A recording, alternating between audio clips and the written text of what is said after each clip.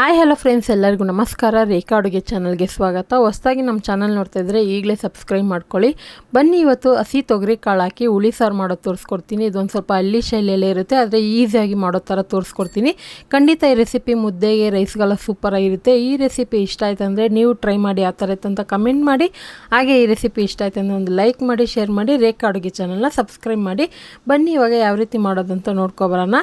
ಈ ಸೀಸನ್ನಲ್ಲಿ ಕೆಲವೊಂದು ತರಕಾರಿಗಳು ಬಂದಾಗ ಅವಾಗವಾಗ ಮಾಡಿದ್ರೆ ಟೇಸ್ಟ್ ತುಂಬಾ ಚೆನ್ನಾಗಿರುತ್ತೆ. ಈಗ ಇದಕ್ಕೆ ಮಸಾಲೆ ರುಬ್ಬೋದಕ್ಕೆ 2 ಈರುಳ್ಳಿ, ಸ್ವಲ್ಪ ಹುಣಸೆಹಣ್ಣು, 1 ಗೆಡ್ಡೆ ಬೆಳ್ಳುಳ್ಳಿ, 1/4 ಕಪ್ ತೆಂಗಿನಕಾಯಿ, ಕೊತ್ತಂಬರಿ ಸೊಪ್ಪು, 1 ದೊಡ್ಡ ಸೈಜ್ ಟೊಮೊಟೊ ತೊಗೊಂಡಿದ್ದೀನಿ. ಈಗ ಇದನ್ನೆಲ್ಲ ಮಿಕ್ಸಿ ಜಾರ್ಗೆ ಹಾಕ್ಕೊತಾ ಇದ್ದೀನಿ. ಸೊ ಮಸಾಲೆ ಅನ್ನೋದು ಜಾಸ್ತಿ ಹಾಕಿದ್ರೆ ನಿಮಗೆ ಸಾಂಬಾರು ಅನ್ನೋದು ಗಟ್ಟಿ ಬರುತ್ತೆ.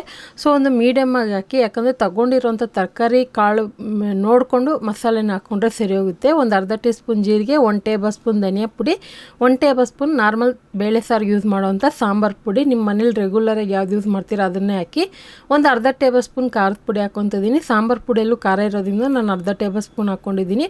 ಈಗ ಇದಕ್ಕೆ ಸ್ವಲ್ಪ ನೀರು ಹಾಕಿ ನುಣ್ಣಗೆ ರುಬ್ಕೊಂಬರ್ತೀನಿ. ನಾನು ಮಸಾಲೆ ಜಾಸ್ತಿ ಇಷ್ಟಪಡೋದಿಲ್ಲ, ಹಂಗಾಗಿ ಕಡಿಮೆ ಕ್ವಾಂಟಿಟಿನಲ್ಲಿ ರುಬ್ಕೊತೀನಿ. ನಿಮಗೆ ಮಸಾಲೆ ಜಾಸ್ತಿ ಬೇಕಂದರೆ ಜಾಸ್ತಿ ಕೂಡ ರುಬ್ಕೋಬೋದು. ಈಗ ಇದ್ರ ಜೊತೆಗೆ ಒಂದು 4 ಬದನೆಕಾಯಿ, 2 ಆಲೂಗಡ್ಡೆ ಮತ್ತು ಹಸಿ ತೊಗರಿ ಕಾಳು ತೊಗೊಂಡಿದ್ದೀನಿ, 1 ಕಪ್ ಆಗೋಷ್ಟು.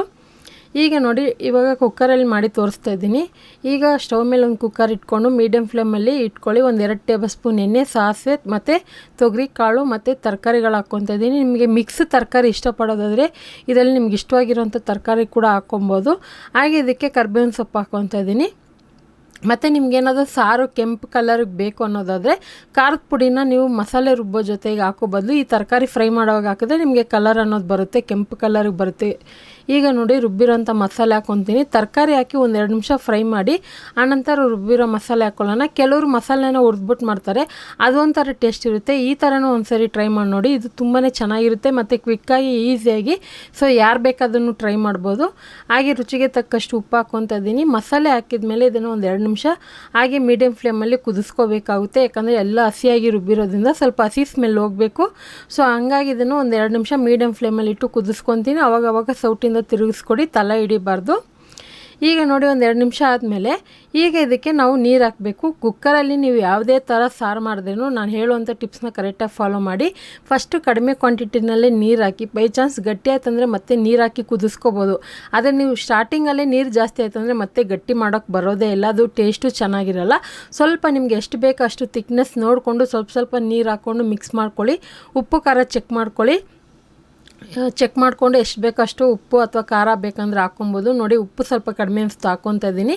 ಮತ್ತು ಕುಕ್ಕರಲ್ಲಿ ಐ ಫ್ಲೇಮಲ್ಲಿ ಇಟ್ಟು ಯಾವುದೇ ರೀತಿ ವಿಸಿಲ್ ಕೂಗ್ಸೋಕ್ಕೆ ಬಿಡಬೇಡಿ. 4-5 ವಿಸಿಲ್ ಕೂಗ್ಸೋಕ್ಕೆ ಬಿಡೋಕ್ಕೆ ಹೋಗಲೇಬೇಡಿ. ಮೀಡಿಯಮ್ ಫ್ಲೇಮಲ್ಲಿ ಇಟ್ಟು 2 ವಿಸಿಲ್ ಬಿಟ್ರೆ ನಿಮಗೆ ಎಲ್ಲ ಥರ ರೆಸಿಪಿನೂ ಈಸಿಯಾಗಿ ಚೆನ್ನಾಗಿ ಬರುತ್ತೆ.